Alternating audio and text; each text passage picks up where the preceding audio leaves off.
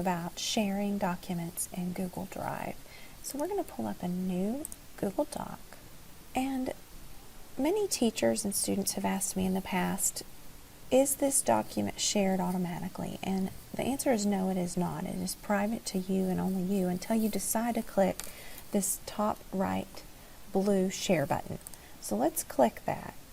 Of course, it's going to ask me to name it. I'm going to call it Practice. Now, it takes me on into the share window where I typically just click Advanced. Advanced gives me a little bit more control over the settings. Also, I want to warn you about the Get Shareable Link button. If you turn that on, it does a lot there at once. It shares this document with anyone in our district, and of course you can change the viewing rights to editing rights. But many times that's not what I want to do, so be careful of that unless that is what you want to do. I'm going to turn that off. Give it a second. And typically, like I said earlier, I click straight into Advanced. That gives me a little more control and more options. Okay, so let's say there's somebody here that I want to share with. The first time you type their email address or username in, you do need to complete that full entry. Once you do and you press enter, the system will go through our contacts and find that person's first and last name. Then the next thing you want to do, so this is the best thing to do if you want to share this document with just certain people, maybe a handful. You want to share it directly with their username. Let's say there's another one there.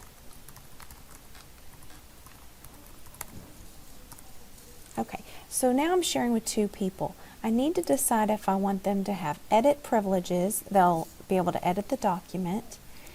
Comment, which would allow them to comment on the right side of the screen by highlighting the text or the paragraph or the information and then adding their comments. Or just viewing the document. They can't edit it, they can't do anything. Another thing you want to do is decide you want to notify these people with an email. If you have that checked, it is going to notify them. I've had times where I want to do that, and then I've had times where I don't want to do that and I want to send my own link later in a different way. So if you want to customize that message, just click Add Message and customize it however you want.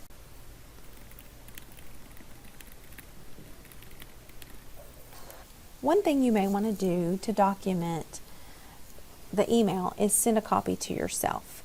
There's really no way to get back to this message here unless you do that. So that's just a little tip. If that's not important to you, just leave it unchecked.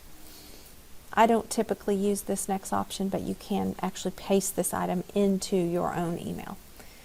Okay, another thing that you do not want to miss is these last two options.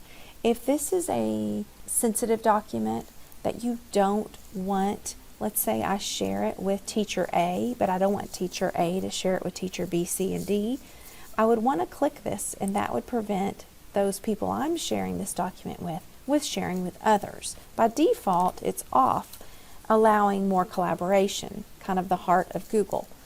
But if you want a little more control over the sharing, you may want to check that.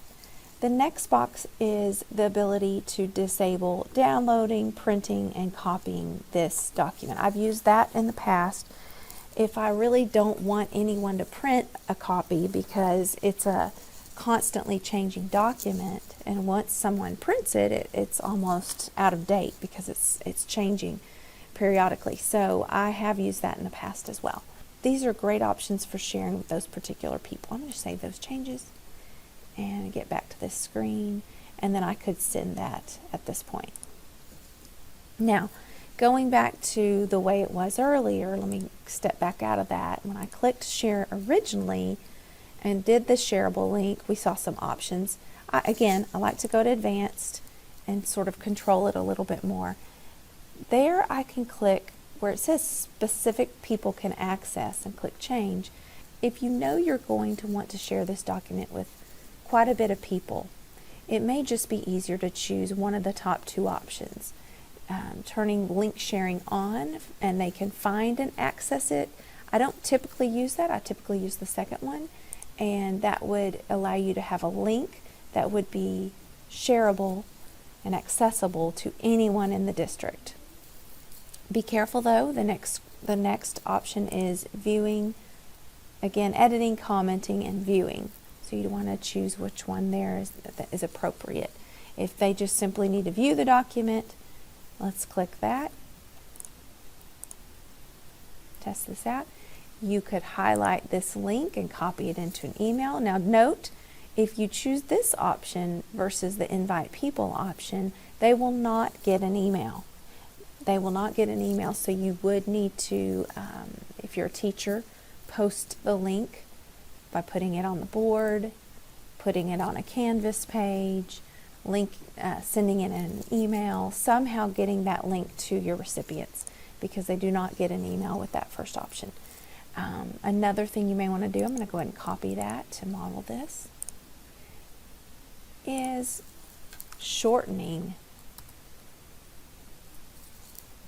that link, and I typically use Google Shortener, GOO.GL.